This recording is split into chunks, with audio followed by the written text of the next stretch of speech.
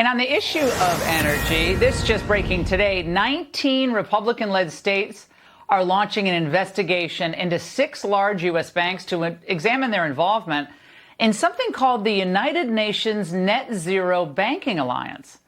Now, the banks served are Bank of America, Citigroup, Goldman Sachs, J.P. Morgan, Wells Fargo, and Morgan Stanley.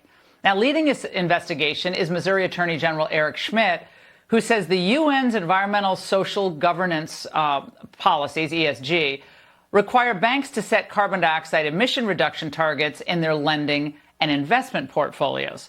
But of course, that's all very subjective. Joining us now is the Missouri Attorney General and Missouri Senate candidate, Eric Schmitt. Mr. Attorney General, your state's already divested your state pension funds, I know, from places like BlackRock over these ESG concerns, which is fantastic. Explain how this move today represents the next step. So Missouri's leading that investigation, as you said, Laura, with 18 other states into the 6 of the largest financial institutions in the world for this net zero banking alliance, which is in partnership with the United Nations with the stated goal of having a carbon neutral portfolio by 2050. And that might sound good to the coastal elites. It might sound good on some term paper at Harvard, or maybe even some white paper at a liberal think tank. But for the rest of America, this stinks to high heaven and ought to scare the bejesus out of everybody, because here's what it really means. It means that for credit-worthy applicants who happen to be in the oil and gas industry or the coal industry or auto manufacturing industry or agriculture, where they have diesel vehicles or cows that emit, the stench that everybody's complaining about that pollutes the world, I suppose, as they think, it means that they're going to shut down lending and make everything more expensive. And that's a real problem. And, this is nefarious. We've launched this investigation. We've now issued subpoenas because what they're going to do is essentially shut down lending to credit-worthy applicants because they don't check some box on a woke bingo card.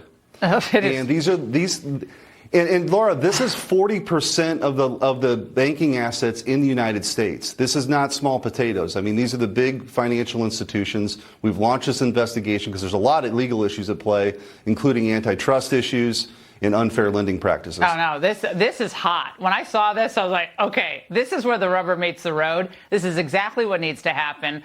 But you do have people defending ESG practices out there. We've exposed it on the Ingraham angle, but others, including multi-billionaires on CNBC. Watch. Anyone who says that climate shouldn't be a factor in how you evaluate the future of a company, that's not capitalism, because companies that have emissions, they are going to be subject to border adjustment tariffs or taxes. If you're dealing with severe weather events, that's got to be factored in. Your response to this argument from Gates?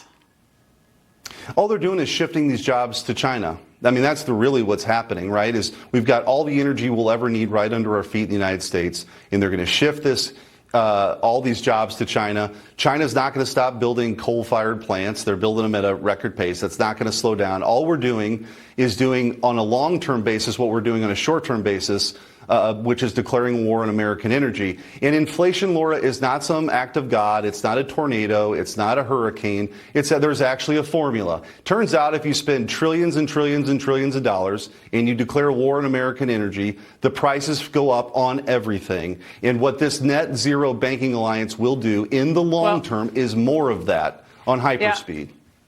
Mr. Attorney General, I'm already hearing from folks in the oil and gas industry that the money's already dried up. The big banks already are not lending to oil and gas companies, correct? And they're losing hundreds of millions of dollars in potential investments. So they're pulling the money out of the industry in an act of almost domestic, warfare, economic warfare against one of the engines of our economy, one of the main drivers of our economy. And great American jobs and inexpensive energy. And I'll tell you, winter is coming. Here in the Midwest, in Missouri, people start turning that furnace on, utility rates are going to be through the roof, and people are starting to see it. You're seeing blackouts in Europe. You're going to see this winter. And the idea of having rolling blackouts in the United States of America, the most powerful country in the history of the world, is totally nuts. And it's self-inflicted. It's coming from the Biden administration. Now it's coming from these woke banks. And we need to stand up and we need to push back and say we're not going to do this anymore, which is why, we've launched this investigation, because the left is going to do what they could never get done legislatively, which is stuff like this. Yeah, well, we got to pull the money back from these banks. That's what we've got to do. Mr. Attorney General, thank you, and good luck on the trail.